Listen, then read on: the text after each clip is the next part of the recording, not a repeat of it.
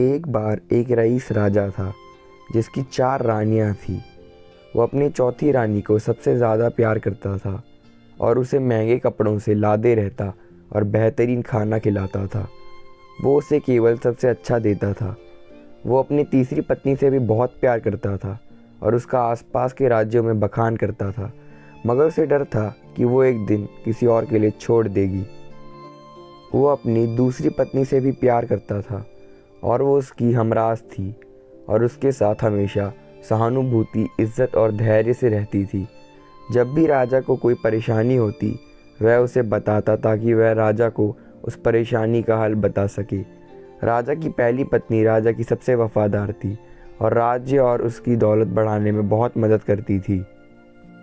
एक बार राजा बीमार पड़ गया और उसे समझ आ गया कि उसके पास समय कम है। इसलिए उसने अपनी चौथी पत्नी से पूछा कि मैंने सबसे ज़्यादा प्यार तुम्हें किया है और तुम्हें सबसे बेहतरीन चीज़ों से नवाजा है और तुम्हारा सबसे ज़्यादा ध्यान रखा है। अब जब मैं मरने जा रहा हूँ, क्या तुम मेरे साथ देने के लिए मेरे साथ चलोगी? तब उसकी चौथी पत्नी ने जवाब दिया कि बिल्कुल नहीं। अब दुखी राजा ने अपनी तीसरी पत्नी से पूछा कि मैंने सारी ज़िंदगी तुमसे प्यार किया, अब मैं जा रहा हूँ, क्या तुम मेरे साथ चलोगी? नहीं, ऐसा तीसरी पत्नी ने जवाब दिया। ज़िंदगी बहुत अच्छी है और जब तुम मरोगे तो मैं दोबारा शादी करूँगी। अब राजा का दिल बैठ गया था और वह ठंडा पड़ गया था।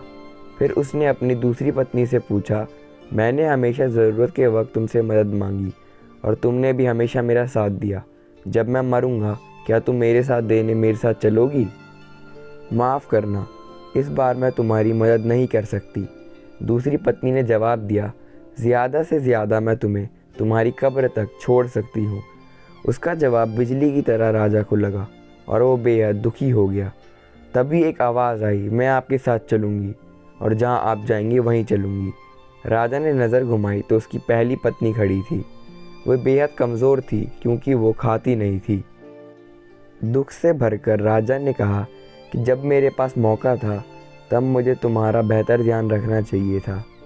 दोस्तों, इस कहानी से हमें यह सीखने को मिलता है कि हमारी चौथी पत्नी हमारा शरीर है। हम चाहे इसे सजाने धजाने में कितना भी दिल लगाएं, मृत्यु के समय ये हमें छोड़ जाएगा। हमारी तीसरी पत्नी हमारी संपत्ति, दर्जा और दौलत है। जब हम मरते हैं ये औरों को मिल जाती है। हमारी दूसरी पत्नी हमारा परिवार और सगीमण है। चाहे वो कितना भी हमारा साथ दे, ज़्यादा से ज़्यादा वो हमारे साथ शमशान तक ही जाएंगे, पर उससे आगे नहीं। हमारी पहली पत्नी हमारी आत्मा है जो अक्सर दौलत, ताकत और अहंकार के सलह बेध्यान हो जाती है, मगर हमारी आत्मा ही एक ऐसी है जो जहाँ हम जाएंगे वहाँ तक जाएगी। इसलिए इसे उपजाएं, ताकतवर बनाएं और इसका आज से ही ध्यान रखें। यही दुनिया में आपका सबसे बड़ा तोहफ़ा है। तो दोस्तों, अगर आपको यह वीडियो पसंद आई हो तो इस वीडियो को लाइक ज़रूर करें और साथ में चैनल को सब्सक्राइब भी ज़रूर करें। धन्यवाद।